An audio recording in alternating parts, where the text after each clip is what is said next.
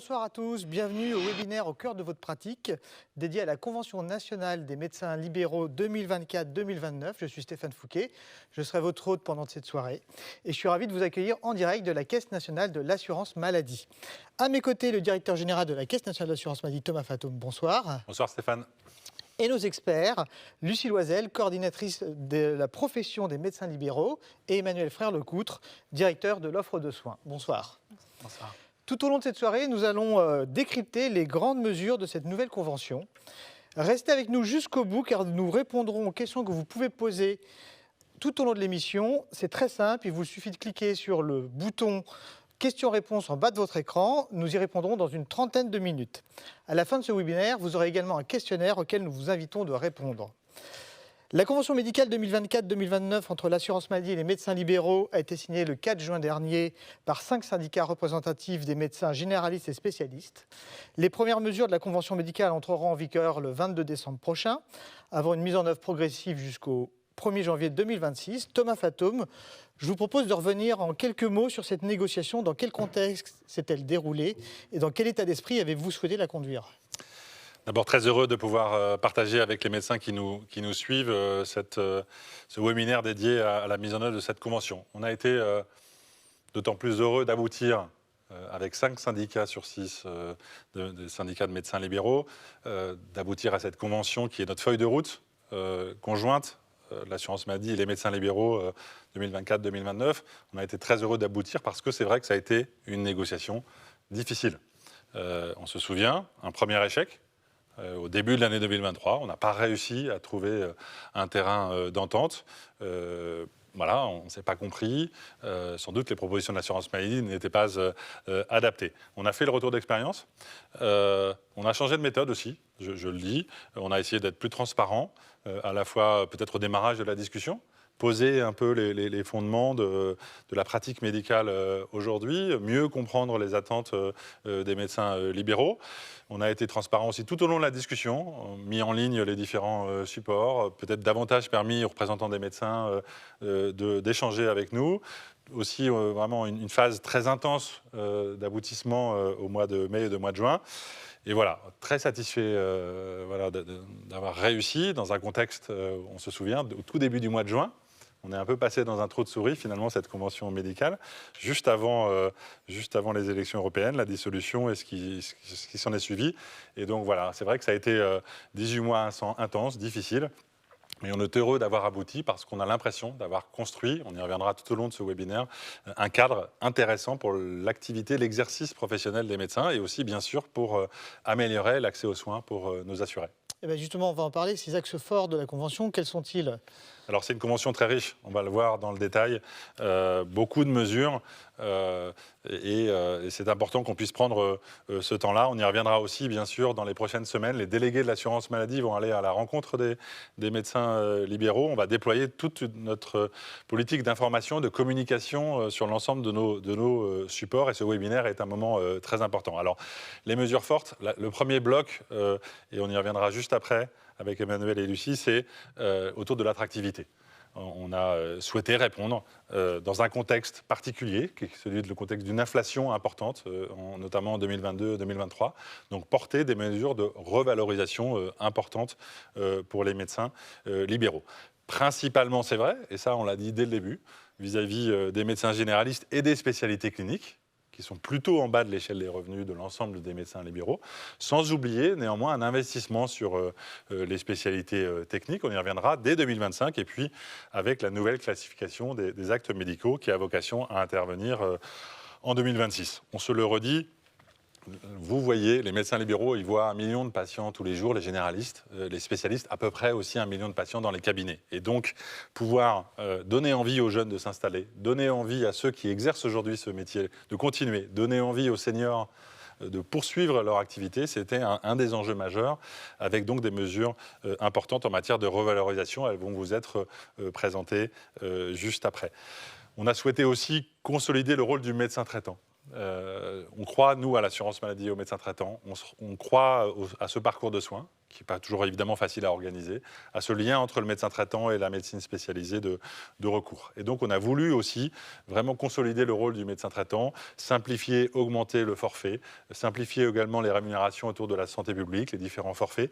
Ça a été aussi quelque chose qui va rentrer progressivement en vigueur, notamment à partir de 2026.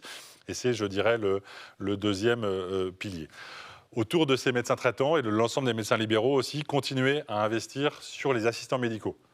Une aide pérenne, je le redis à nouveau ce soir, une aide qui ne s'arrête pas dès lors que le contrat entre le médecin et l'assurance maladie est toujours respecté. Une aide pérenne qu'on a améliorée, augmentée, on a simplifié encore le recours à l'assistant médical et c'est aussi une des mesures très fortes de cette convention. Et puis, des mesures importantes, des revalorisations importantes, je l'ai dit. En face de ça, il y a un équilibre avec des engagements collectifs. Ce n'est pas des engagements qu'on va opposer à chaque médecin individuellement, mais c'est des engagements que la profession a pris, que les représentants des professionnels ont pris autour de l'accès aux soins et autour de la qualité et de la pertinence des soins. Là aussi, on y reviendra dans le détail. Et c'est vrai que c'est important qu'on le partage aussi ce soir. C'est un investissement significatif, cette convention médicale, de l'assurance maladie, donc du pays. Et en face de ça, eh bien, on attend des médecins libéraux qui s'emparent le maximum des outils qu'on met à leur disposition sur la qualité et la pertinence des soins, des outils aussi sur l'accès aux soins. J'ai évoqué les assistants médicaux, il y en a d'autres, bien sûr. Donc voilà, résumer très rapidement les principaux axes de cette convention au service de l'exercice libéral, au service de l'accès aux soins et de la qualité des soins pour les patients.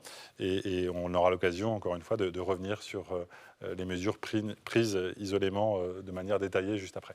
Alors avant d'y revenir, justement, il y a peut-être une question qu'on peut se poser, c'est quel coût, quel investissement financier cela représente-t-il pour l'assurance maladie ? Alors l'investissement global de l'assurance maladie sur la période de la convention, c'est 1,6 milliard d'euros. 1,6 milliard d'euros, donc c'est un montant important, en nette augmentation par rapport à la précédente convention. Ça traduit ce que je disais tout à l'heure, c'est d'ailleurs l'investissement que l'assurance maladie fait vers la médecine libérale. Il faut le lire aussi, et ça c'est très clair, comme une réponse aussi, encore une fois, à une inflation très élevée. Quand on a des périodes, des années d'inflation à 5% par an, eh bien, il faut que les tarifs de l'assurance maladie évoluent. Donc on assume cet investissement plus important. Partager aussi avec les médecins libéraux qu'on n'a pas fait le choix d'étaler. On aurait pu se dire on va étaler ce 1,6 milliard sur toute la période de la convention. Non, dès la première année, il y a un investissement important, un peu moins d'1 milliard d'euros dès l'année 2025. Et je le dis aussi, dans la période que nous connaissons, qui est évidemment très tendue en matière des finances publiques, en matière aussi de finances de l'assurance maladie, voilà, c'est un investissement qui est tout sauf anodin et sur lequel voilà, on souhaite aussi qu'il puisse soutenir une dynamique avec les médecins libéraux, une dynamique de chaque médecin individuellement, des collectifs de médecins, que les caisses d'assurance maladie aussi vont animer dans les prochaines semaines avec les représentants des médecins libéraux sur le terrain. Mais voilà, 1,6 milliard, presque 50% de plus que la précédente convention, et un paquet important financier dès la première année de mise en œuvre de cette convention, donc 2025. Vous évoquiez il y a un instant le déroulement des négociations. La convention a été signée par 5 des 6 syndicats représentatifs des médecins libéraux. Avenir Spé Le Bloc, la CSMF, la FMF, MG France et le SML. Nous avons recueilli leur réaction en vidéo. Je vous propose de la regarder.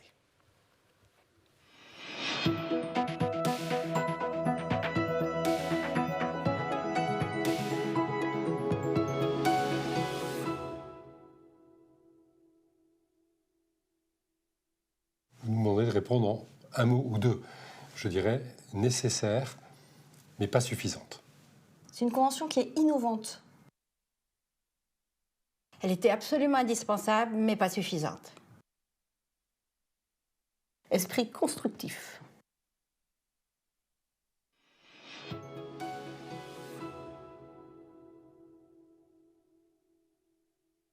L'accompagnement à la création des équipes de soins spécialisées. C'est la possibilité d'avoir un assistant médical. Cette convention a permis d'étendre un peu le nombre de spécialités qui pouvaient y avoir recours. À notre sens, on peut encore mieux faire, mais clairement, c'est un apport intéressant pour les médecins. Bien entendu, nous avons des problèmes de locaux qui font que ça restreint un peu l'intérêt, mais même sur des cabinets qui sont un peu exigus, la présence d'un assistant médical améliore fortement l'accès aux soins des patients. Les engagements collectifs voulus par cette convention médicale, les engagements collectifs qui ne sont pas opposables aux médecins et qui ne peuvent pas remettre en cause les termes de cette convention, ni les tarifs, mais qui nous engagent tous, médecins, assurance maladie, gouvernement. C'est le cadre du parcours de soins qui fait une logique entre le premier recours et le second recours, parce que nous manquons de médecins, que ce soit des spécialistes en médecine générale ou des autres spécialités. Donc nous devons nous organiser pour soigner la population.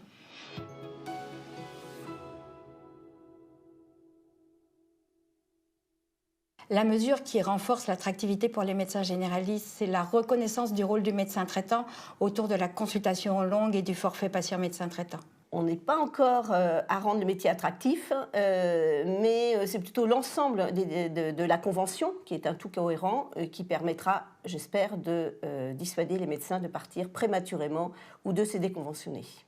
Au risque de surprendre, je trouve que cette convention ne répond pas à cette problématique du choc d'attractivité. Il y a peu de choses ou insuffisamment de choses, mais ça doit évoluer. Cette convention est un point de départ. Et je pense que les avenants à la convention médicale, mais également l'aspect réglementaire et législatif, va contribuer à améliorer l'attractivité de la médecine de ville, qui est la porte d'entrée de notre système de santé.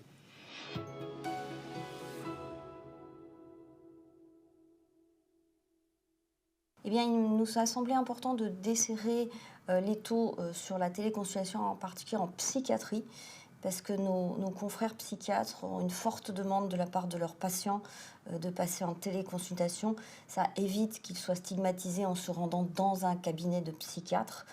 Et dans les grandes villes, ça leur évite aussi le stress du transport qui peut finalement entacher la manière dont va se passer après la consultation de psychiatrie, qui est quand même très particulière. Dans cette nouvelle convention, les innovations autour de la reconnaissance de notre rôle en termes de prévention, de santé publique et de pertinence des prescriptions en discussion avec l'assurance maladie est quelque chose de nouveau et d'intéressant. La reconnaissance de la qualité et de la pertinence de notre activité médicale. C'est essentiel pour l'avenir de la prise en charge de notre système de santé. C'est l'introduction des critères médicaux pour améliorer la pertinence des prescriptions via les groupes d'amélioration des pratiques, pour les généralistes comme pour les spécialistes, sous réserve qu'ils soient bien co-construits avec les médecins.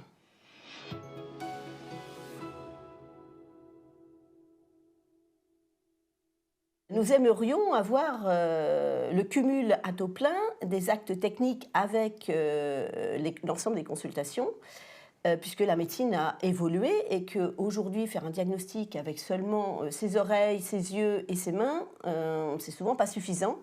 Et que nous avons dans nos cabinets maintenant beaucoup de matériel technique pour affiner les diagnostics, mais qui ont un coût certain et qu'on ne peut donc pas utiliser en même temps que la consultation. Je pense qu'on pourrait aller plus loin dans un esprit d'une seule santé, donc en favorisant la prise en charge des maladies environnementales, et en particulier aussi par des thérapeutiques non médicamenteuses qui ont fait leurs preuves, comme par exemple l'acupuncture, dont on sait maintenant qu'elle concerne des petits filets nerveux microscopiques maintenant identifiés, mais évidemment tout ce qui est prise en charge de la douleur par l'hypnoanalgésie. Donc on a tout un champ encore que je pense qu'il faudrait explorer dans la Convention. Il va falloir aller plus loin. En effet, il ne faut pas traiter de la même manière des actes courts et répétitifs et les actes longs de synthèse. Sinon, qui va s'occuper des personnes âgées et des patients multipathologiques ? Donc, il va falloir avancer sur la consultation longue, sur la visite à domicile des patients dépendants et sur le forfait patient médecin traitant. On devrait aller plus loin sur le choc d'attractivité vers la médecine libérale. Pour chacun d'entre nous, pour chacun de nos concitoyens, la médecine libérale, c'est la porte d'entrée dans le système de santé. Or aujourd'hui, c'est le maillon faible de notre système de santé. C'est sur l'attractivité qu'il faut travailler. C'est l'ouverture en 2027 de nouvelles négociations qui devraient permettre une augmentation de la consultation du fait des économies que nous allons réaliser par la formation accrue des médecins en évitant la iatrogénie et en adaptant au mieux les arrêts maladie au cas des patients. On vient d'entendre le témoignage des syndicats signataires. Thomas Fatome, est-ce que ça vous inspire une réaction ? Oui, d'abord, j'en profite pour les remercier parce que, je l'ai dit, la négociation elle a été difficile. Ça a été parfois franc et direct, comme on dit dans ce type de discussion. Mais voilà, on a cheminé ensemble, on a fini par trouver un point de convergence. Et je veux les en remercier parce que chacun a pris ses responsabilités. Et c'était difficile pour tout le monde de se dire c'est un compromis. Chacun voit éventuellement des insuffisances, mais on se dit que c'est comme ça qu'on peut avancer.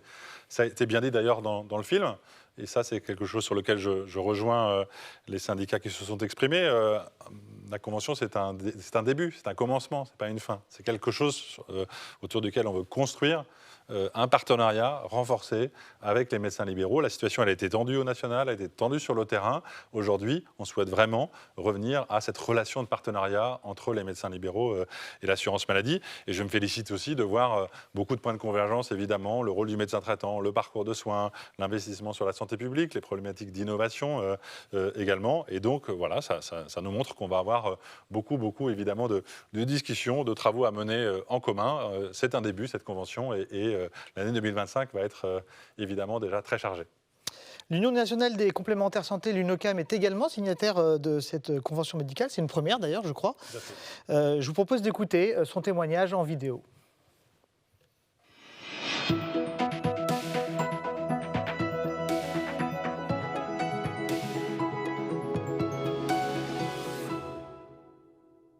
En fait, je dirais deux, moi. Responsabilité et compromis. Il me semble que c'est ce qui a permis de rassembler un grand nombre de signataires, dont l'UNOCAM, qui rejoint ainsi le dialogue conventionnel avec les médecins libéraux, et on en est très heureux.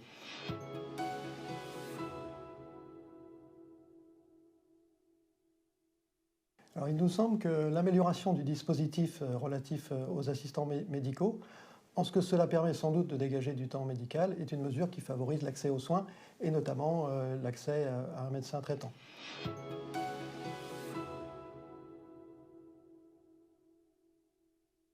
Il y a bien sûr des revalorisations tarifaires significatives, dans un contexte qui était pourtant extrêmement contraint.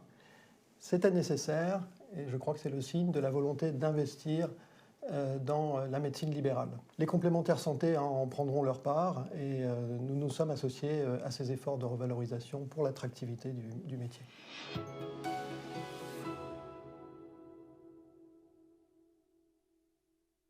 Alors sans doute la démarche enclenchée autour des 10 programmes de pertinence.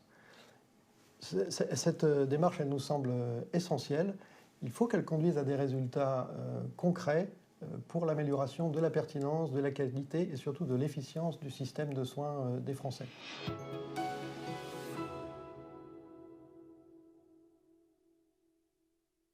Oui, à l'évidence, la Convention ne pouvait pas rentrer dans tous les détails sur tous les sujets. Il y a un programme de travail ambitieux entre les partenaires conventionnels. Il faudra notamment travailler sur les modalités de financement du forfait médecin traitant, travailler à la révision de la CCAM ou encore à l'évolution du dispositif Optam-ACO, comme il faut dire maintenant. Les complémentaires santé s'associeront très volontiers à ces travaux pour améliorer l'efficacité du système de soins. Nous allons maintenant détailler les principales mesures de cette nouvelle convention. Nous l'évoquions à l'instant, l'attractivité du métier est un enjeu majeur de la négociation. Emmanuel Frère-Lecoute, quelles sont les mesures de revalorisation qui vont entrer en vigueur dans les prochaines semaines ? Effectivement, déjà pour les médecins généralistes, très rapidement, donc dès le 22 décembre, il y a un certain nombre de revalorisations de leurs actes qui vont intervenir. Tout d'abord, la consultation de référence du médecin généraliste qui passera de 26,50 € à 30 €. C'est la mesure la plus connue de cette convention, mais ce n'est pas le seul acte des médecins généralistes qui sera revalorisé. Il y a également les consultations pour les enfants de moins de 6 ans qui seront portées à 35 €. Et enfin, pour les examens obligatoires avec certificat, aux 8 jours, 9 mois et 24 mois des enfants, elles seront portées à 54 €. Donc ça, c'est pour les médecins généralistes. Il y a un certain nombre de spécialités cliniques qui sont revalorisées, des revalorisations spécifiques qui vont intervenir.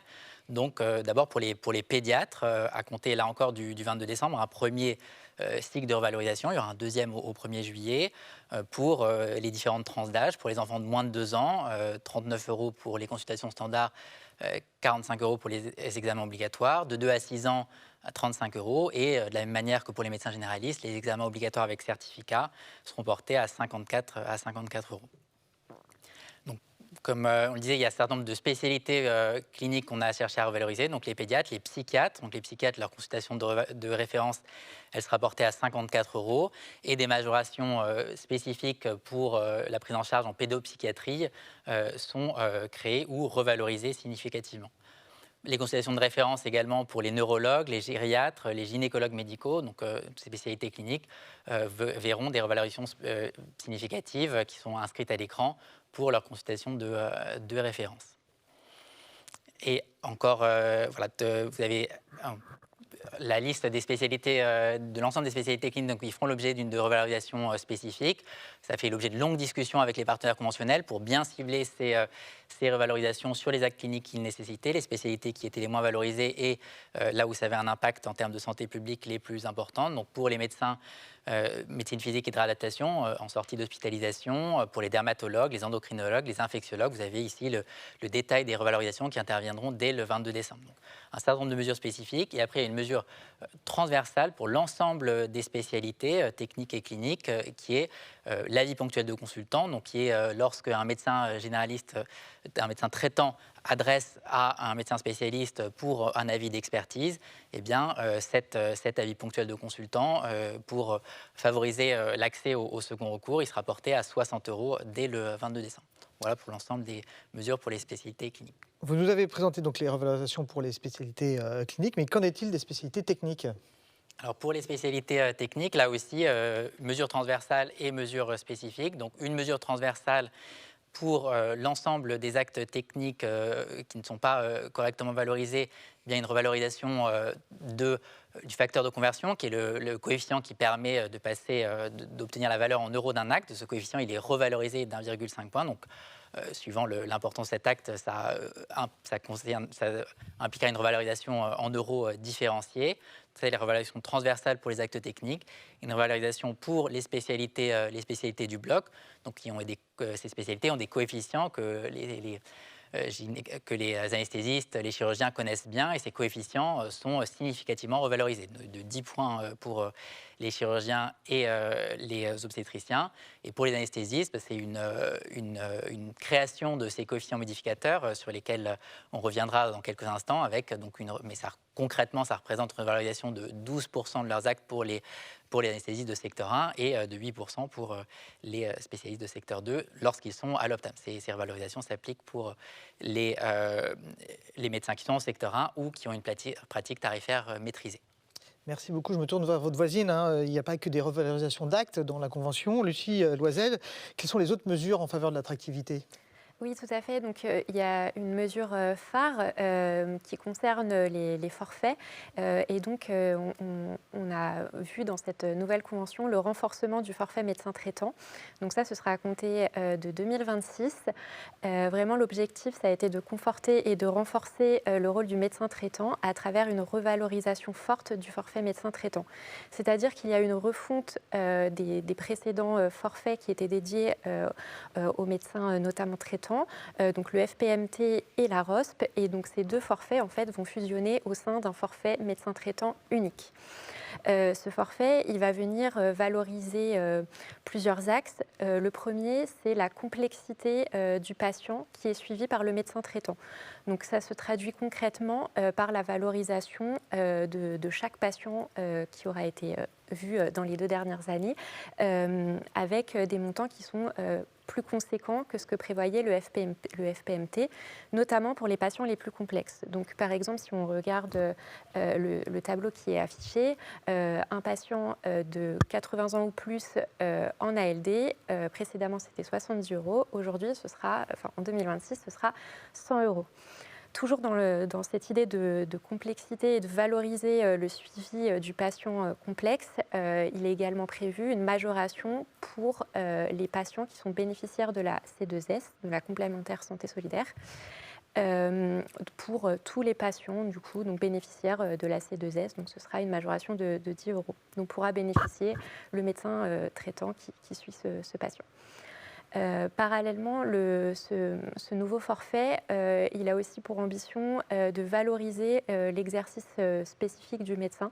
Donc, par exemple, le médecin qui est installé en ZIP ou le médecin qui va faire sa première installation en ZIP bénéficiera de majorations complémentaires sur ce forfait.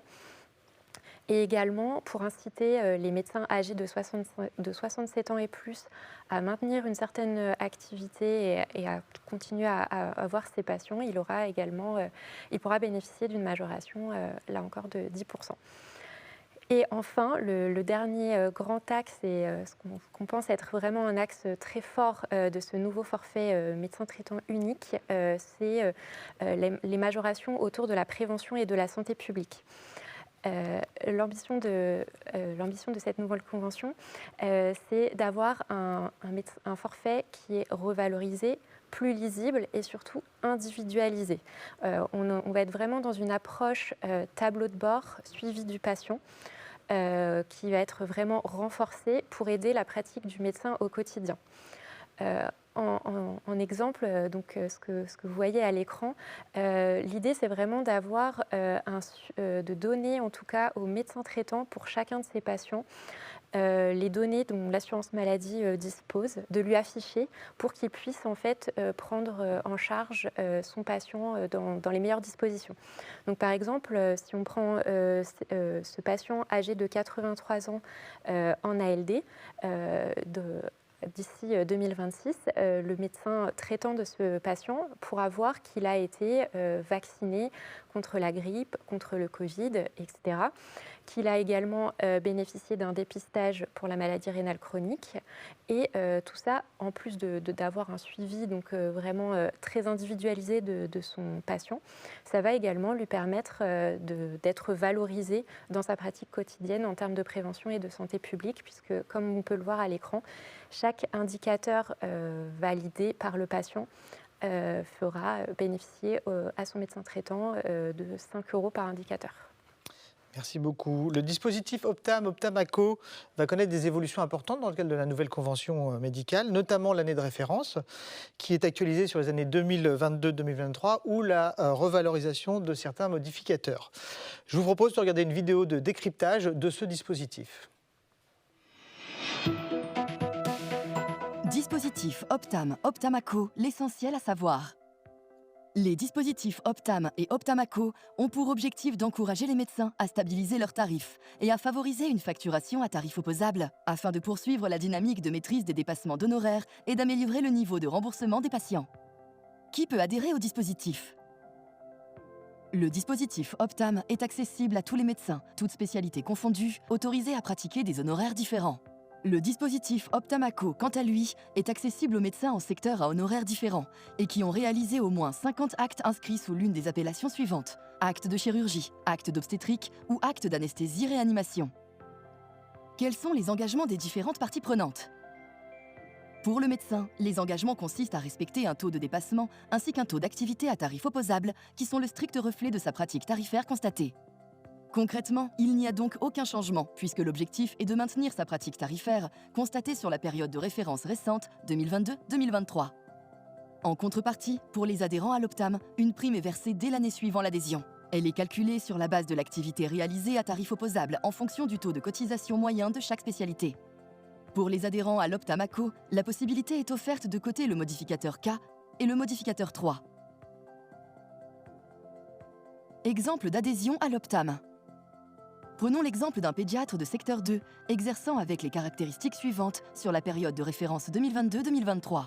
Il réalise essentiellement des consultations de référence à destination des enfants de 2 à 6 ans. Le tarif moyen appliqué par ce médecin pour une consultation s'élève à 50 €. Dans ce cas, la base de remboursement du patient est de 23 €. Pour ces patients, le dépassement moyen est de 27 €. Le taux de dépassement du médecin s'élève à 117,4%. Avec l'Optam, l'impact n'affecte pas le tarif global de l'acte du médecin, mais modifie la façon dont il est composé. En adhérant à l'Optam et en conservant le même tarif moyen sur l'acte, la consultation des enfants de 2 à 6 ans peut désormais être cotée CEK par le pédiatre, correspondant à la base de remboursement des médecins exerçant en secteur 1. Pour le patient, le dépassement moyen descend à 15 €. Le taux de dépassement du médecin passe à 42,9%. Quels sont les avantages du dispositif ? En plus des contreparties financières, les adhérents à l'Optam et l'Optamaco sont éligibles à d'autres dispositifs de l'assurance maladie, comme la contribution au paiement de la responsabilité civile professionnelle, l'aide à l'emploi d'un assistant médical, le forfait médecin traitant ou l'aide conventionnelle, maternité, paternité, adoption. Lorsqu'une revalorisation tarifaire intervient et modifie mécaniquement la base de remboursement, les adhérents peuvent, s'ils respectent leurs engagements, répercuter une partie de cette revalorisation sur leurs tarifs. Fin 2024, plus de 18 000 médecins sont adhérents à l'Optam. Pour en savoir plus, contactez votre délégué de l'assurance maladie ou rendez-vous sur amélie.fr. Deuxième axe prioritaire, l'amélioration de l'accès aux soins des patients. Ce jeudi 12 décembre a été installé l'Observatoire national pour l'accès aux soins qui va suivre 10 objectifs collectifs et mesurables déclinés localement. Alors Thomas Fatome, comment va fonctionner cet observatoire ? Alors vous l'avez dit Stéphane, on a installé ce matin avec les syndicats médicaux un nouvel observatoire qui est un objet très important de la Convention. Pourquoi ? Parce que je l'ai dit au démarrage, c'est une convention sur laquelle on investit, on améliore les rémunérations des actes, et des forfaits également, et finalement, en face de ça, les médecins ont accepté de s'engager collectivement sur 10 objectifs très important en matière d'accès aux soins. Et je le dis de façon un tout petit peu solennelle peut-être, ce ne sont pas des objectifs qui sont opposables à chaque médecin, mais on a besoin que chaque médecin mesure les conditions dans lesquelles il va pouvoir s'engager pour répondre en réalité aux tensions qu'on observe sur l'accès aux soins. On a bien conscience que les médecins libéraux aujourd'hui sont déjà très sollicités, mais derrière ces différents objectifs, eh bien, il y a des leviers, il y a des actions que l'assurance maladie mène pour vous accompagner, pour les accompagner. Je pense évidemment au sujet des assistants médicaux. On l'a évoqué, on reviendra tout à l'heure sur les améliorations. On a maintenant du recul qui montre que quand un médecin recrute un assistant médical, eh bien, il va pouvoir augmenter sa patientèle, le médecin traitant. Il va pouvoir augmenter sa file active, pas travailler plus, mais libérer ce temps médical, donner de l'administration à faire à l'assistant médical et donc prendre en charge plus de patients. On a vu sur l'Optam, qui est un objet important, un contrat qu'on propose aux médecins, notamment au secteur 2, de pouvoir s'affilier à l'Optam, ça veut dire maîtriser les dépassements d'honoraires, améliorer l'accès aux soins. Eh bien, on a un objectif de continuer cette dynamique. Près d'un médecin secteur 2 sur 2 spécialistes adhèrent aujourd'hui à l'Optam, ça doit pouvoir continuer. Je prends aussi l'exemple des patients en ALD sans médecin traitant. Aujourd'hui, on a encore plusieurs centaines de milliers de personnes qui sont en affection de longue durée, qui n'ont pas de médecin traitant. Mais depuis 18 mois, avec les médecins libéraux, avec les CPTS, avec les maisons de santé, eh bien, on est en train de faire diminuer ce taux. Pardon de donner beaucoup de chiffres, mais il était un peu en dessous de 6%. 6% de personnes en ALD qui n'avaient pas de médecin traitant. On va être à la fin de l'année à 4%.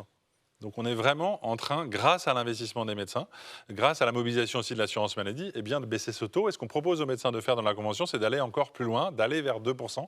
Et donc là-dessus, c'est un accompagnement aussi qu'on mène vis-à-vis des médecins libéraux. Donc voilà, c'est quelque chose sur lequel on a besoin de l'engagement individuel de chacun des médecins. On n'est pas là pour aller vérifier, on est là pour s'appuyer sur leur mobilisation au bénéfice des patients. Et donc on a lancé l'Observatoire parce que ces objectifs-là, eh bien, on va suivre de manière transparente l'évolution de ces différents indicateurs. On va le suivre au niveau national, on va le suivre au niveau départemental et au niveau régional.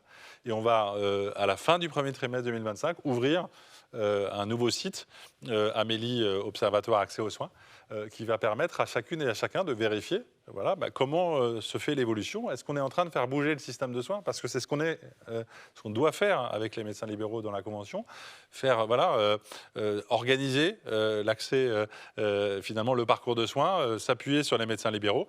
Et donc chaque trimestre, eh bien, on mettra à jour ces différents indicateurs et l'Observatoire, ça sera le lieu d'échange avec les représentants des médecins libéraux pour voir si on a besoin de corriger telle ou telle mesure, de mieux accompagner les médecins sur telle ou telle situation, d'adapter les dispositifs.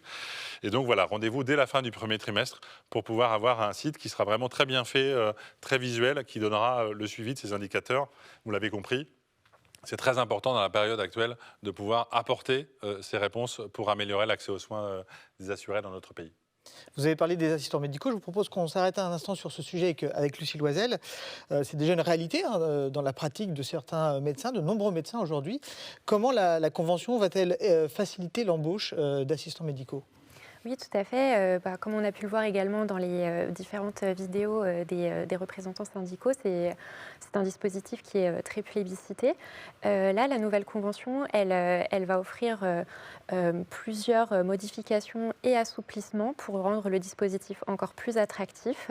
On a notamment la revalorisation de plus de 5% du montant de l'aide accordée pour l'emploi d'un assistant médical.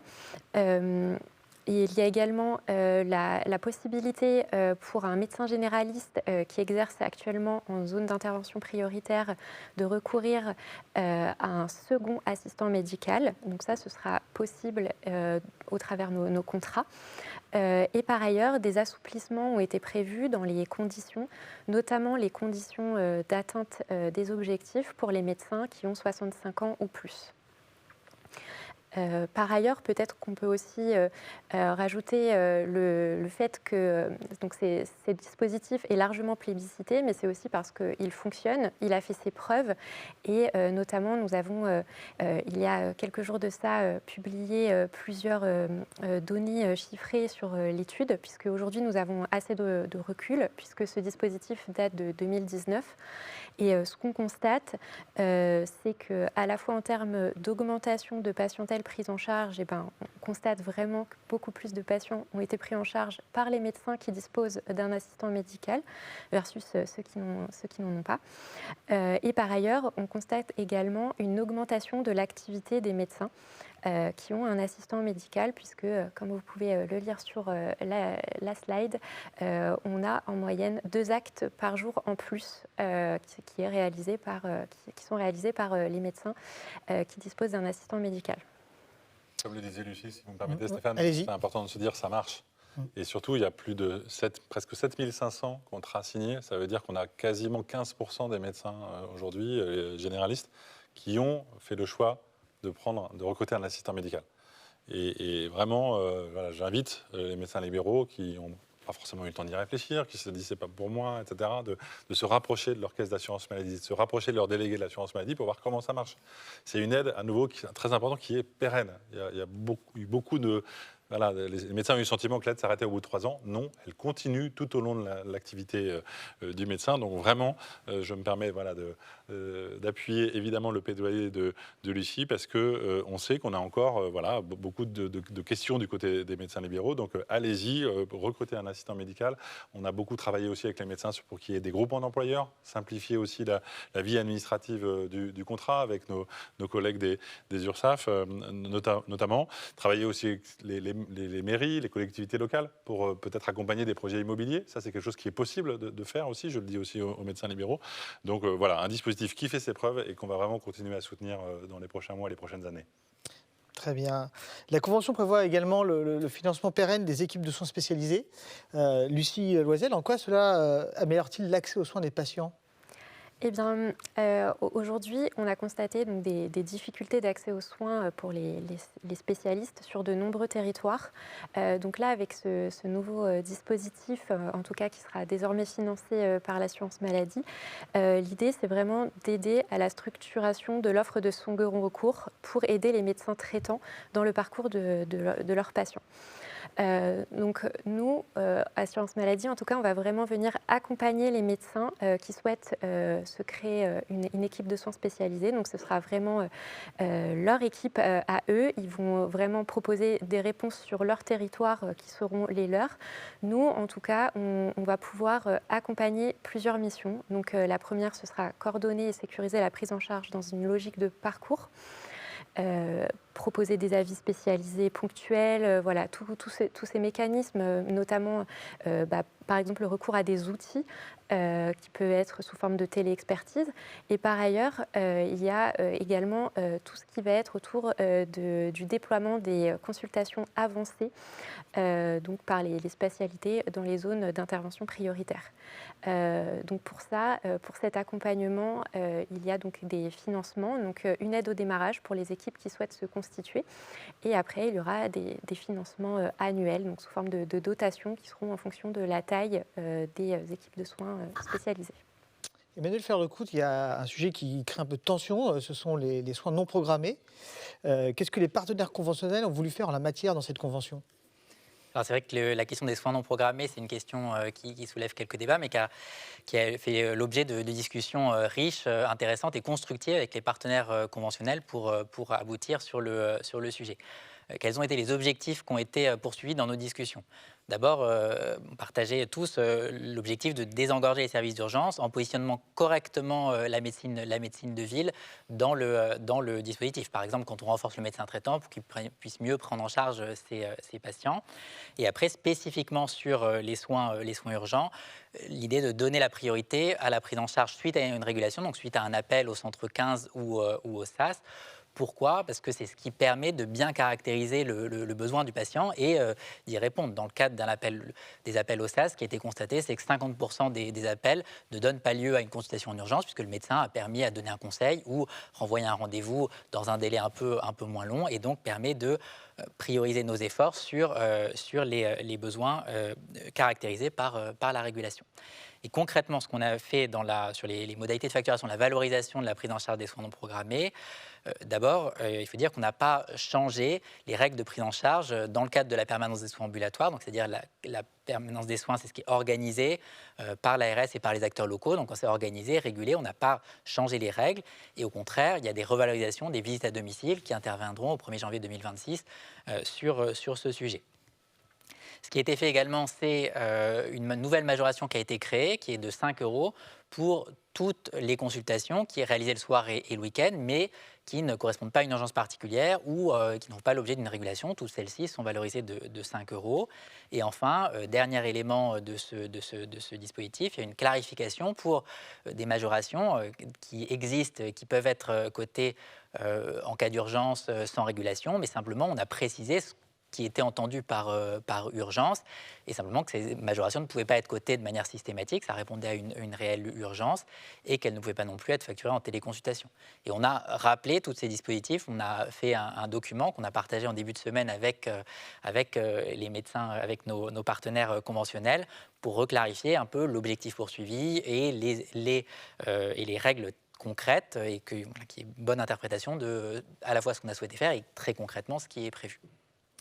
On passe au troisième axe prioritaire de la Convention, l'optimisation de la qualité et de la pertinence des soins. Celle-ci passe par de nombreuses mesures, et notamment l'observatoire aussi de la qualité et de la pertinence des soins. Emmanuel Frère-Lecoute, pouvez-vous nous expliquer comment ça fonctionne? Et alors effectivement, comme il y a un observatoire de l'accès aux soins, il y a un observatoire de la pertinence des soins qui vont fonctionner de la même façon. Pourquoi on a souhaité faire un axe majeur? Parce que la pertinence, c'est à la fois améliorer la qualité des soins rendus aux patients, améliorer la sobriété de notre système de santé et le rendre plus efficient pour pouvoir réinvestir dans les prises en charge et dans certaines revalorisations. Donc, ce qu'on a souhaité faire avec les professionnels de santé, c'est se mettre d'accord sur 15 programmes qui couvrent l'ensemble, ou en tout cas une très large part du champ des prescriptions des médecins. C'est reconnaître aussi le rôle pivot des médecins conventionnés dans l'orientation des patients. Et pour chacun de ces thèmes, se mettre d'accord sur un objectif général de pertinence au regard des meilleures pratiques et décliner à chaque fois dans un objectif chiffré. Vous voyez là des affichages un peu sur les thèmes qui ont été retenus, et l'idée c'est d'avoir, et on va y revenir dans un instant, des leviers mis à disposition, des outils pour favoriser la pertinence des soins, des outils génériques et des outils spécifiques sur certaines de ces thématiques pour créer une dynamique. Les thématiques, quelles sont-elles? D'abord la thématique des indemnités journalières, des arrêts de travail, puisque c'est un sujet sur lequel il y a une forte croissance et on pense qu'il y a une possibilité de réduire la dynamique consacrée. Sur les produits de santé, parce que c'est un énorme enjeu en termes de sobriété d'un système de santé et de bonne prise en charge. Il y a une grande campagne de communication qui vient d'être lancée par l'assurance maladie sur ce sujet. Et donc ça couvre tous les thèmes des produits de santé, des antibiotiques aux analgésiques, en passant par les dispositifs médicaux. Voilà, vous avez tous les thèmes, les 8 thèmes qui ont été retenus sur le champ des produits de santé. Autre thème, c'est les prescriptions non médicamenteuses. Là, l'idée, c'est sur l'imagerie, la biologie, de réduire les actes inutiles ou redondants pour être plus efficace. Sur le transport, on pense qu'on peut gagner en efficience, notamment en augmentant l'objectif de transport partagé.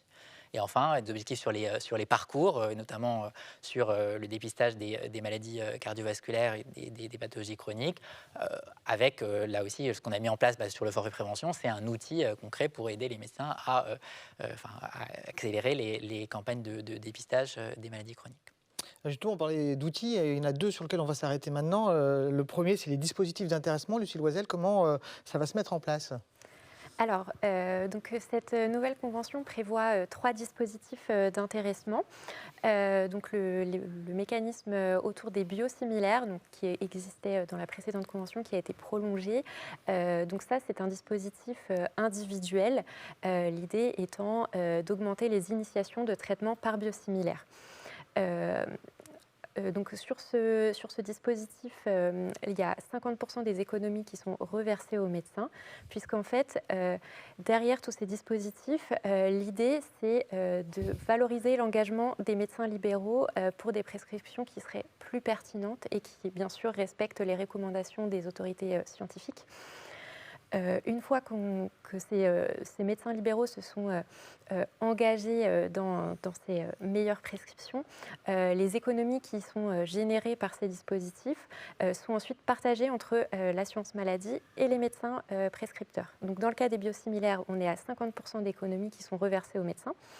Et cette nouvelle convention prévoit la création de 2 nouveaux dispositifs d'intéressement, donc autour des IPP et des orthèses d'avancée mandibulaire. Concernant les IPP, là, l'idée, c'est de limiter les prescriptions d'IPP quand elles sont non pertinentes, évidemment, donc bien sûr en respectant les cas cliniques. Et là, donc c'est encore dans ce cas un dispositif individuel, c'est-à-dire qu'on va regarder la pratique individuelle du médecin et toutes les prescriptions qui auront pu être limitées, le médecin pourra bénéficier de 20% d'économies qui lui seront reversées, bien sûr sur la part qu'il aura limitée. Enfin, le dispositif d'orthèse d'avancée mandibulaire, lorsqu'il a été préconisé en première intention par rapport à un dispositif PPC pour le traitement de syndrome de l'apnée du sommeil, dans ce cadre-là, bien sûr en respectant les situations cliniques des patients évidemment, dans ce cadre-là, il y aura 20% des économies qui seront reversées aux médecins si l'objectif est atteint. Donc c'est un dispositif collectif. Très bien. Le deuxième outil, ce sont les groupes d'amélioration de pratique. En quelques mots, Emmanuel Fardecout, comment ça fonctionne ?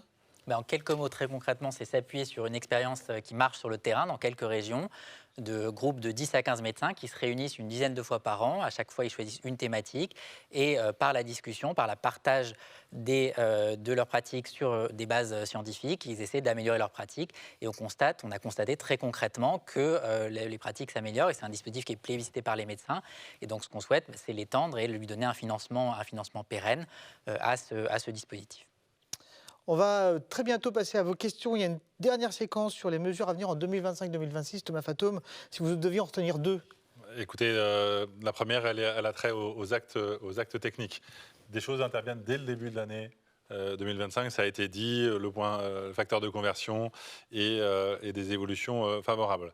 À partir de janvier 26, autorisation de cumul de certains actes à 100% entre clinique et technique. Et puis surtout, la perspective 2026, c'est la refonte intégrale de la nomenclature des actes techniques, la fameuse SCAM, qui est en cours, qui est travaillée dans le cadre du Haut Conseil de nomenclature. Ce n'est pas l'assurance maladie qui le fait, c'est les spécialistes, les spécialités médicales qui reprennent un à un les 13 000 actes. Et derrière, il y aura une nouvelle tarification avec une enveloppe qui a été définie par les partenaires conventionnels à hauteur de 260 millions d'euros qui va venir soutenir ce travail. La deuxième mesure, elle vient plutôt du côté des médecins traitants, c'est la consultation longue. On sait que c'était une attente très importante. On commence cette consultation longue autour des patients de plus de 80 ans. Vous avez rappelé là les différentes situations et ça, c'est rendez-vous janvier 2026. Très bien. Donc, c'est beaucoup de mesures, c'est des changements dans la pratique des médecins. Emmanuel Fardecout, comment l'assurance maladie va-t-elle accompagner justement les médecins ? Alors effectivement, vu l'ampleur de la convention, on a cherché à faire un dispositif d'accompagnement transverse, large, pour que chaque médecin puisse s'approprier l'ensemble des mesures. Donc il y a un ensemble de dispositifs disponibles en ligne sur le site Amélie, avec les textes, les vidéos. On nous a présenté une dans ce webinaire, c'est la première chose. La deuxième chose, c'est qu'il y aura un accompagnement individualisé, personnalisé par votre délégué d'assurance maladie, le délégué d'assurance maladie de chaque médecin, qui viendra à la rencontre de chaque médecin pour lui remettre une brochure avec les éléments clés et répondre à toutes ces questions.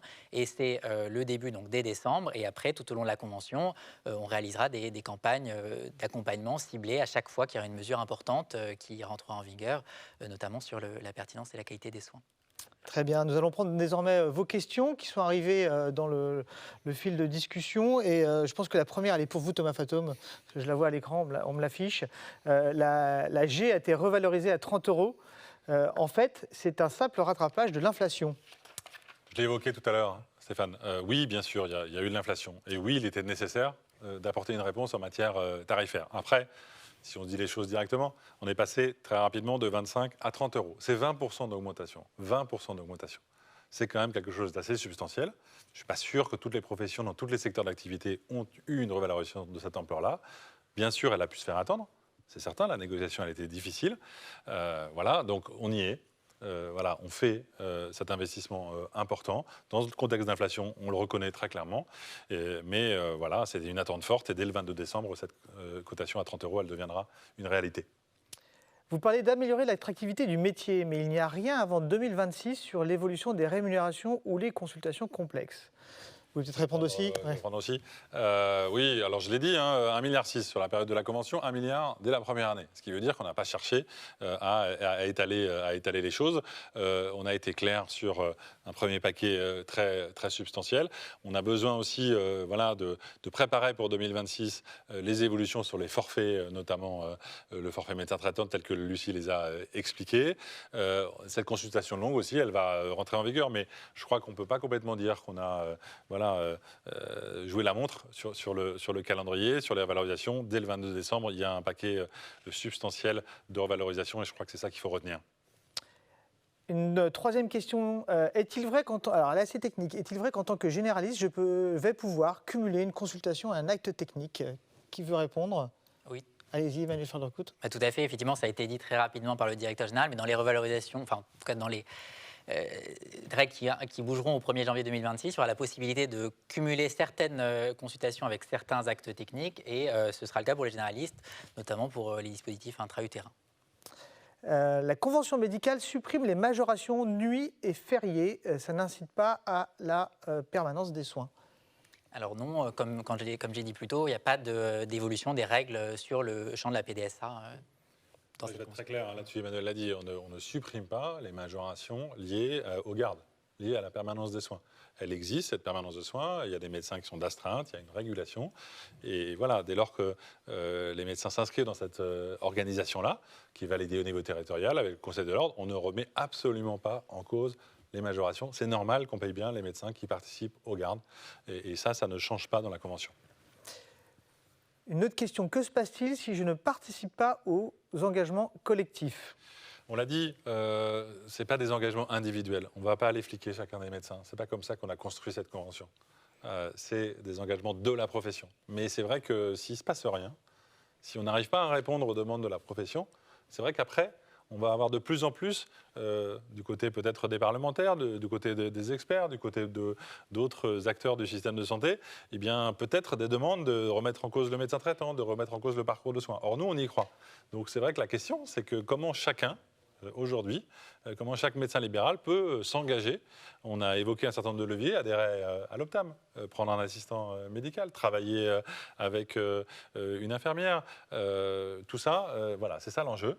Et moi, j'ai confiance dans la capacité des médecins à s'emparer de ces différents outils. Une autre question, comment savoir si un patient est vacciné par un autre professionnel de santé? Est-ce que je vais être payé quand même? Lucie Loisel, peut-être? Oui, donc c'est effectivement une question, j'imagine, en rapport avec ce qu'on a présenté sur le nouveau forfait médecin traitant et les indicateurs autour de la prévention et notamment de la vaccination. Donc la réponse est oui. En fait, on va vraiment vous donner cette information de la vaccination, peu importe quel aura été l'effecteur vraiment de cette vaccination. Vous aurez la bonne information pour le bon suivi de votre patient. Et en parallèle, puisque ce patient aura été vacciné, vous pourrez également bénéficier de la majoration prévention sur sa vaccination. Et c'est vrai que c'est un point sur lequel je veux insister. La vaccination, il y a d'autres acteurs que les médecins qui peuvent la réaliser, notamment les pharmaciens, les infirmiers, les sages-femmes. Mais ce qu'on souhaite, nous, c'est valoriser le rôle du médecin traitant en ce qu'il va vérifier que la personne âgée, notamment sur la grippe par exemple, elle est vaccinée. Ce n'est pas forcément lui qui va la faire. Mais s'il a le réflexe de dire, voilà, et comment on va lui donner l'information que le patient que vous allez voir demain, il n'a pas encore vacciné, il va pouvoir faire ce travail-là, dire pensez-y, moi je peux vous vacciner bien sûr, mais allez voir un pharmacien, allez voir un infirmier, ils peuvent le faire également. Donc c'est valoriser le rôle en termes d'acteur de santé publique, du médecin traitant, et peu importe que ce soit lui qui vaccine ou pas, c'est pas la question. Il aura cette valorisation dès lors que finalement il aura fait cette mission de médecin traitant de veiller à ce que ses patients soient vaccinés ou soient dépistés, ce genre de choses. Les assistants alors c'est la dernière question qu'on va prendre. Les assistants médicaux, pendant combien de temps vais-je bénéficier de l'aide pour le salaire de l'assistant médical? Alors, on y a déjà répondu, il me semble, pendant le webinaire, mais je vous laisse repréciser, Lucie. Oui, le directeur général en a parlé. Donc, on reprécise bien, c'est une aide pérenne. Donc, pendant toute la durée, tant que les objectifs sont atteints, il y aura bien une aide. Alors, je crois qu'on me dit qu'on peut encore prendre quelques questions. C'est la toute petite dernière. Oui, c'est encore une dernière. Les formulaires de prescription accompagnés ne sont-ils pas une nouvelle charge administrative? Quel est le but à ce décret? Oui, alors c'est un décret qui a fait un peu parler de lui, en effet, il y a quelques semaines, qui pose le fondement d'un nouveau dispositif qui s'appelle la prescription accompagnée, qui va être extrêmement ciblé dans sa mise en œuvre, qui va démarrer dans les premiers mois de l'année 2025. On a commencé à présenter le dispositif aux médecins, aux représentants des médecins. L'idée, c'est que notamment, en l'espèce, sur les médicaments en lien avec le diabète, les ASGP1, on sait qu'on a potentiellement parfois des usages qui sont en dehors de patients diabétiques. Et donc, on veut simplement que le médecin puisse, en 3 clics sur Amélie Pro, c'est extrêmement simple, puisse s'assurer que le patient est bien dans la cible pour lequel le médicament est remboursé. Donc, c'est simple, ça prend 30 secondes. Ce sera sur des cas très ciblés. Ça ne concernera évidemment pas du tout l'ensemble des prescriptions des médecins. Et donc, dans les premières semaines de 2025, on aura l'occasion d'expliquer à chaque médecin individuellement comment ça va fonctionner. Mais encore une fois, c'est vraiment quelque chose qui sera utile pour éviter des mauvais usages de ces médicaments et garantir aussi aux patients diabétiques, on connaît des pénuries, on connaît des ruptures, que ces patients-là y ont véritablement accès. Nous arrivons au terme de ce webinaire. Peut-être vous voulez faire un mot de conclusion, Thomas Fatome? Je l'ai dit tout à l'heure, cette nouvelle convention, c'est un début, un commencement. On vous invite bien sûr à aller voir sur amélie.fr l'ensemble des éléments, les vidéos qu'on a partagées, en replay également ce webinaire. Et puis on compte sur la mobilisation des médecins libéraux et le dialogue, encore une fois, la qualité de ce dialogue entre l'assurance maladie et les médecins sur le terrain, c'est vraiment quelque chose de très important. Merci. Dans quelques secondes, un court questionnaire de satisfaction va apparaître sur votre écran, donc je vous remercie d'y répondre avant de quitter cette séance. Si vous avez manqué le début ou le milieu, vous pouvez retrouver sur la chaîne YouTube de l'assurance maladie ou sur amélie.fr le replay. Il sera disponible 24 heures sur 24, 7 jours sur 7.